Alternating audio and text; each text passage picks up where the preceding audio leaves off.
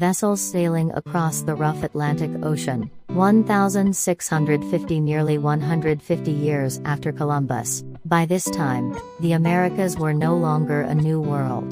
The age of discovery was over. In its place, a brutal war for conquest and survival had begun. Here are the turbulent 50 years that shook the continent, condensed in just 2 minutes.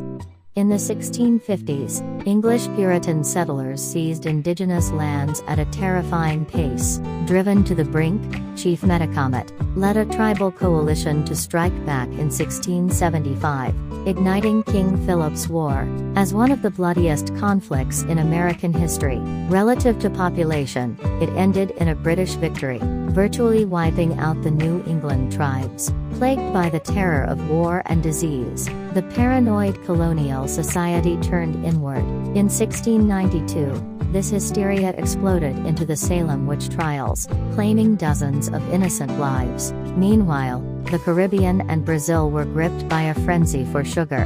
European powers established massive plantations and forcibly trafficked millions of African slaves to fill the labor shortage. The immense wealth of the Americas was literally built upon their blood and tears, and as oceans overflowed with this newly found wealth, predators followed. The pirates of the Caribbean took center stage, marking the dawn of the golden age of piracy.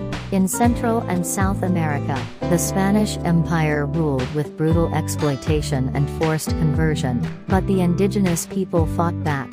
In 1680, an indigenous religious leader named Pope united the Pueblo tribes in a massive uprising. Against all odds, they drove out the Spanish forces, scoring a historic victory against a global empire.